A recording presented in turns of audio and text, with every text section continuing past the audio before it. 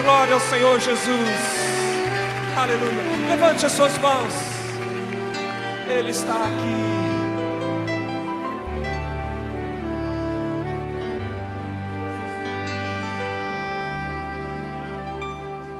Já refúgio a glória eterna de Jesus, o Rei dos Reis. Breve os reinos deste mundo seguirão as tuas leis.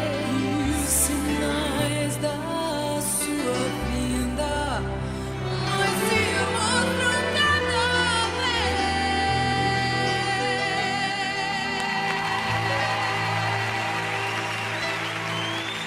vencendo bem.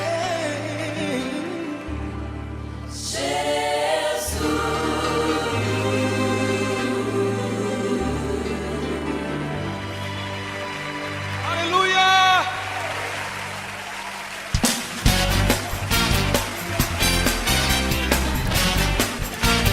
Aleluia.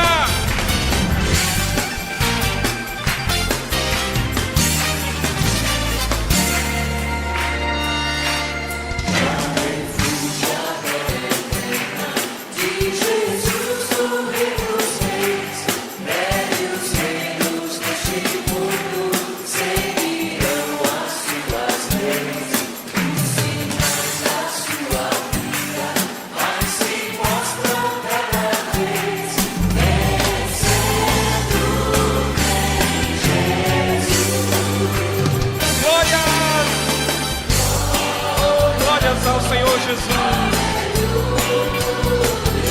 Aleluia.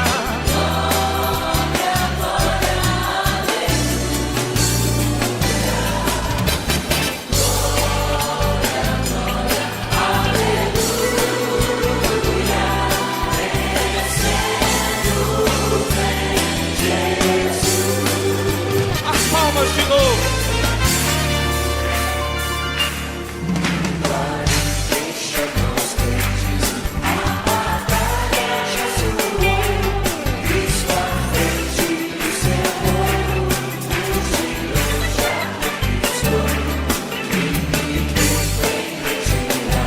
Seu furor destruiu mesmo. Por quê? Mais uma vez juntos.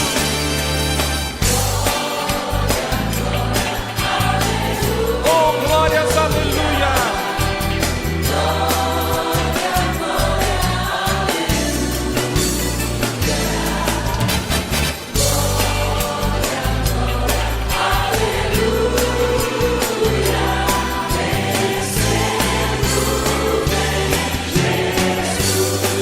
As palmas.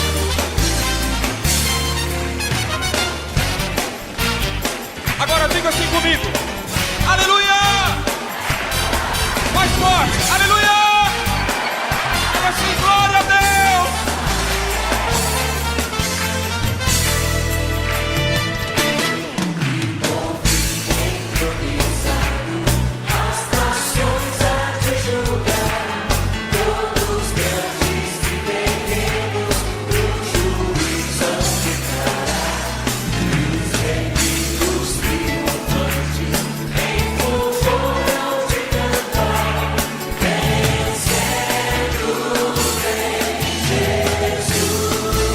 Agora todos juntos.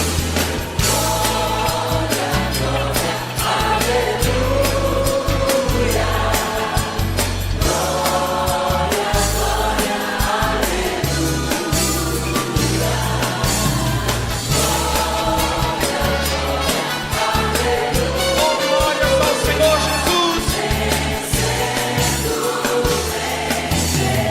Mais uma vez com palmas agora.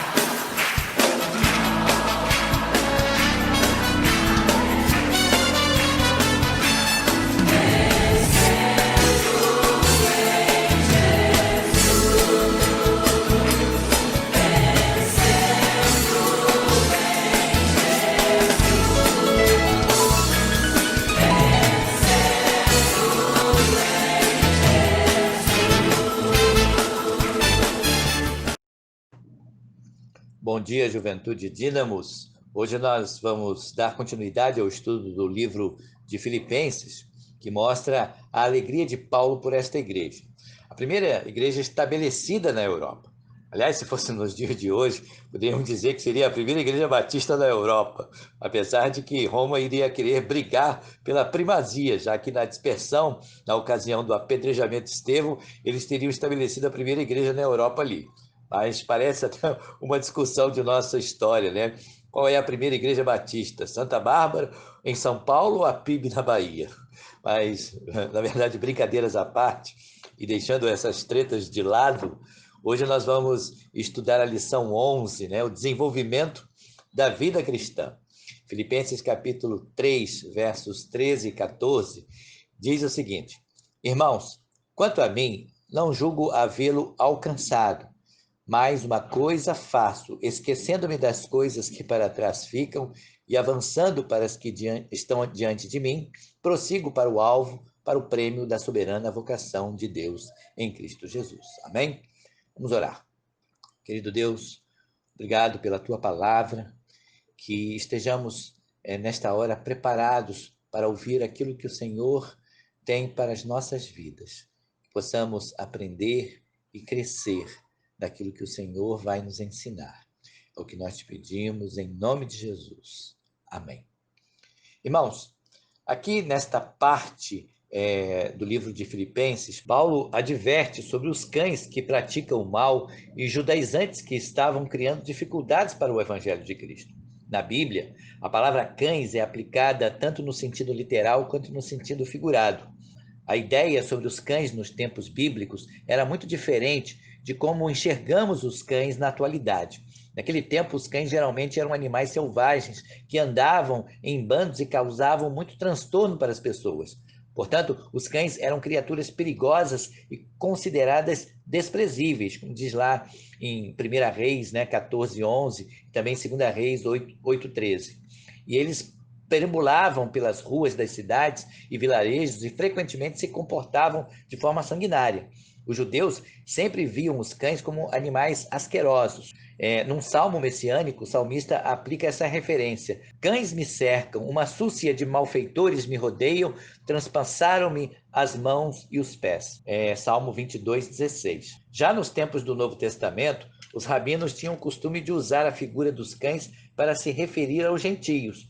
O apóstolo Paulo também designou seus oponentes e adversários da obra de Deus como cães. Por isso ele advertiu em Filipenses 3:2: acautelai-vos dos cães, acautelai-vos dos maus obreiros, acautelai-vos da falsa circuncisão. No contexto em que Paulo escreve, os cães eram os falsos mestres que tentavam impor práticas judaizantes aos cristãos como forma de salvação. Já em Apocalipse 22:15, fica claro a expressão: ficarão de fora os cães. Isso diz respeito às pessoas infiéis e de baixo caráter moral. Além disso, comparando a lista de categorias de pessoas que serão lançadas no lago de fogo, em Apocalipse 21, verso 8, com a lista de pessoas que ficarão de fora da cidade celestial, em Apocalipse 22:15, também percebemos que os abomináveis ou detestáveis da primeira lista são os cães da segunda lista. Portanto, em resumo, a declaração ficarão de fora os cães é uma expressão pejorativa que denota aquelas pessoas que deveriam ser evitadas por causa da sua imoralidade, leviandade e infidelidade. São pessoas que demonstram um caráter pecaminoso, corrupto e incontrolável. São pessoas que têm ganância por alimentar sua iniquidade. Sem dúvida, essas pessoas ficarão de fora da vida eterna. Mas Paulo ainda vai mais fundo quando diz em Filipenses capítulo 3, verso 3: porque nós é que somos da circuncisão, nós que adoramos a Deus no Espírito, e nós gloriamos em Cristo Jesus e não confiamos na carne. Enfatizando aqui que a fé cristã era o novo sinal de vida com Deus. Para Paulo, a circuncisão nos gentios era um mero ritualismo. Assim, ele evoca suas credenciais para dizer que não se glorificava na carne, pois ele mesmo era circuncidado ao 8º dia, israelita da tribo de Benjamim, hebreu de hebreu, fariseu e zeloso da lei. Mas ele não se gloriava disso, pois o que importava, na verdade, para ele era Cristo. pois em Cristo somos novas criaturas, como diz Gálatas 6,15. Assim, Paulo vai falar que a justiça de Cristo é suficiente para nós. Filipenses 3, de 8 a 12, diz o seguinte: assim, deveras considero tudo como perda, por causa da sublimidade do conhecimento de Cristo, Jesus, meu Senhor, por amor do qual perdi todas as coisas e as considero como refúgio para ganhar a Cristo e ser achado nele, não tendo justiça própria que procede da lei, senão a que é mediante a fé em Cristo. A justiça que procede de Deus, baseada na fé, para o conhecer e o poder da sua ressurreição e a comunhão dos seus sofrimentos, conformando-me com ele na sua morte, para de algum modo alcançar a ressurreição dentre os mortos. Não que eu já tenha recebido ou tenha já obtido a perfeição, mas prossigo para conquistar aquilo para o que também fui conquistado por Cristo. Se nós nos apegarmos à nossa própria justiça, mesmo que de forma mínima, não vamos experimentar a justiça de Cristo. As duas não podem conviver juntas. Ou você vive sobre a justiça de Cristo ou sobre a justiça dos homens. Podemos dizer que a justiça de Cristo abrange todas as outras justiças humanas, mas não podemos dizer o mesmo da justiça humana, pois ela sempre vai deixar a desejar em comparação à justiça de Deus. Nossa justiça tem que ser vista de forma insuficiente para que a de Cristo seja plenamente suficiente. A justiça que realmente satisfaz é realizada por Cristo, feita não por ações humanas ou a prática da lei, mas é obtida pela fé no sacrifício vicário de Cristo na cruz, dedicada ao aperfeiçoamento espiritual e nos leva a buscar o nosso aperfeiçoamento espiritual. A vida cristã, ela consiste neste processo que chamamos de santificação. Paulo, então, vai comparar a vida cristã com a corrida que nos é proposta, lá em Filipenses, capítulo 3, a partir do verso 13. Irmãos, quanto a mim, não julgo havê-lo alcançado, mas uma coisa faço, esquecendo-me das coisas que para trás ficam e avançando para as que estão diante de mim, prossigo para o alvo, para o prêmio da soberana vocação de Deus em Cristo Jesus. Todos, pois, que somos perfeitos, tenhamos esse sentimento, e se porventura pensais de outro modo, também isso Deus vos esclarecerá. Todavia, andemos de acordo com o que já alcançamos. Paulo aqui compara a vida cristã a uma corrida em que cada crente é um atleta. Essa alegoria tem ensinamentos importantes a respeito da vida cristã. Aprendemos que esta corrida tem movimento, ou seja, a vida cristã está em pleno deslocamento, avançando para as que estão adiante de nós. Não existe vida cristã imóvel, por qualquer motivo que seja. A cada dia crescemos e avançamos nesta corrida. Por isso que precisamos ser participantes do reino de Deus, ativos dentro e fora da igreja. Aprendemos, em segundo lugar, que esta corrida tem um percurso, ela tem um trajeto. Como na corrida temos a largada, que é o momento do nosso novo nascimento, e também a linha de chegada, a eternidade, onde estaremos para sempre com Ele. O percurso que nós corremos é exatamente esse movimento, o trabalho da vida cristã. Por isso Paulo vai dizer, prossigo para o alvo. Que alvo é este? É o reino celestial, onde viveremos a eternidade. Aprendemos também, em terceiro lugar, que esta corrida precisa ter um foco. Quem corre precisa estar centrado e concentrado naquele evento. Não pode olhar para trás ou para os lados, pois os olhos devem estar firmados à frente, olhando para a linha de chegada. Por isso que Paulo vai dizer lá no verso 13, uma coisa faço, esquecendo-me das coisas que ficaram para trás e avançando para as que estão adiante. Aprendemos também, em quarto lugar, que nessa corrida tem que ter perseverança. A vida cristã, irmãos, é uma corrida que dura a vida toda. Não podemos parar, desistir ou retroceder. É muito mais longa que uma maratona que dura horas, mas se você pensar na eternidade, é muito mais rápida que uma corrida de 100 metros que dura alguns segundos. Assim, a falta de perseverança inviabiliza a vida cristã. Nós precisamos ser perseverantes no Senhor, porque existe uma batalha espiritual muito grande. onde os demônios, as forças espirituais do mal, tentam impedir o nosso progresso na vida cristã.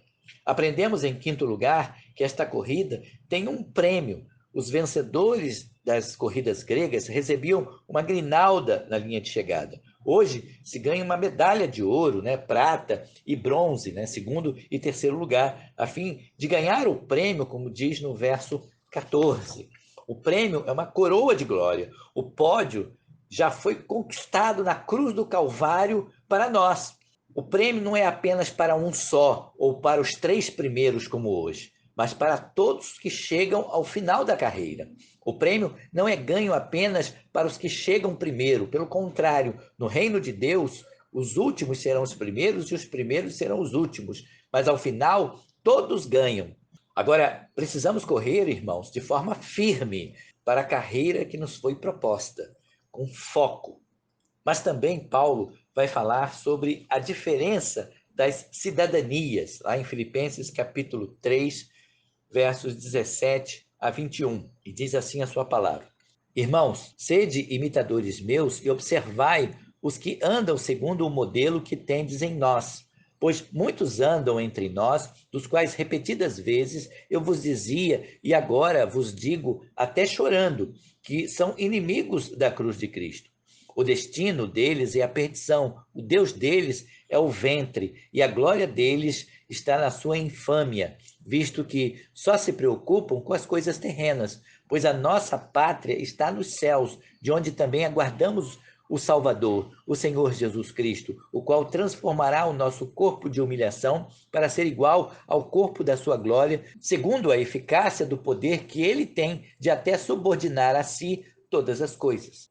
Paulo faz um paralelo aqui entre os cidadãos dos céus e os cidadãos deste mundo.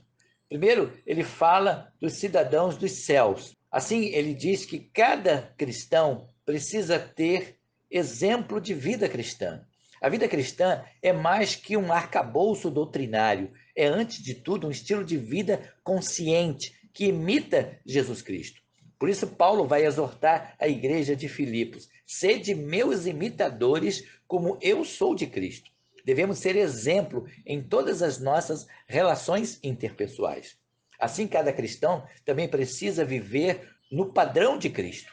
A vida cristã tem um padrão próprio. A beleza de Cristo é vista na vida da igreja e de seus membros em particular. Por isso, Paulo vai dizer: observem os que vivem de acordo com o modelo.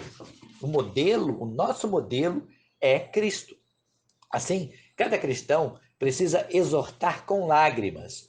O amor pelo evangelho e pelos irmãos não permite que Paulo contenha as lágrimas e os adverte que há um perigo no estilo de vida no presente século. E Paulo diz: pois muitos andam entre nós, dos quais repetidas vezes eu vos dizia, e agora vos digo até chorando, que são inimigos da cruz de Cristo.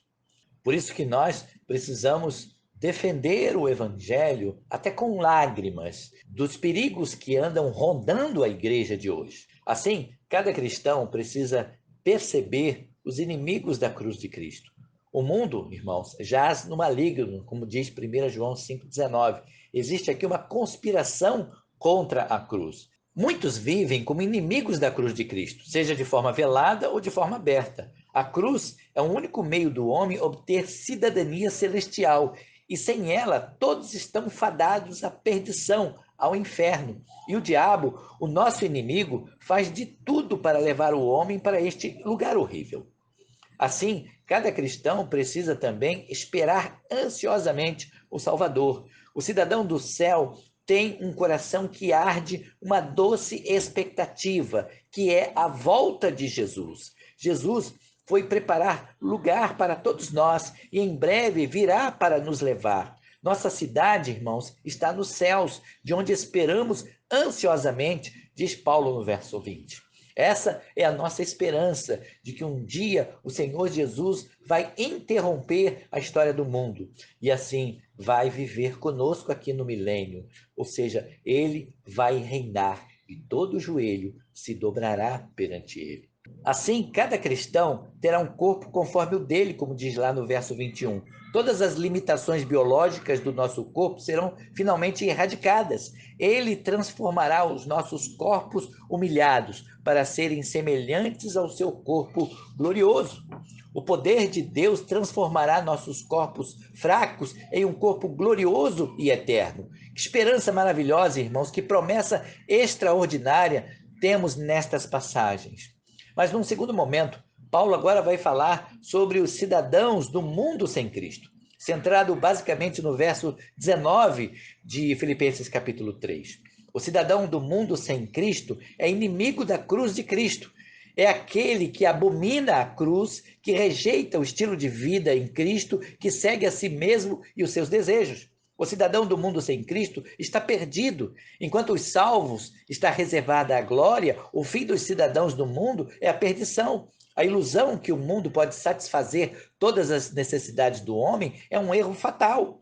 O cidadão do mundo sem Cristo tem outro Deus. Eles criaram deuses tais como sexo, fama, dinheiro, poder, bebidas, padrões de beleza. Os ídolos são o produto natural do coração longe de Deus. O cidadão do mundo sem Cristo tem orgulho do que é vergonhoso. A imoralidade, desejos doentios são cultivados e incentivados, sentem orgulho ao invés de sentirem vergonha do pecado. O cidadão do mundo sem Cristo pensa apenas nas coisas terrenas. A razão última de muitos são os prazeres e os bens deste mundo. Não entenderam o que Jesus Cristo disse em Mateus 16, 26. O que adianta ganhar o mundo inteiro e perder a sua alma? Assim, em último lugar, Paulo também vai falar sobre as diversas exortações em Filipenses capítulo 4, de 1 a 9. Paulo, como fundador da igreja, discipulador e apóstolo de Cristo, resolve exortar e intervir num conflito entre duas mulheres, Evódia e Síntique, que o haviam ajudado no passado na pregação do evangelho, mas que, por alguma razão, estavam discordantes. Paulo orienta o líder da igreja de Filipos que as ajude na reconciliação. A igreja é uma instituição harmônica de pessoas diferentes, mas unidas numa só doutrina e num só propósito. Por isso que toda e qualquer tipo de diferença deve ser sublimada na cruz. A harmonia deve sempre prevalecer. Assim, a orientação bíblica é que tenhamos unidade. Paulo, em suas últimas orientações, ensina sobre a alegria contínua que devemos ter em Cristo. E a nossa doçura no trato com outros deve ser a nossa marca distintiva. Paulo ainda orienta que todo tipo de ansiedade seja trabalhada em oração e súplica, pois a paz de Deus inundará os nossos corações.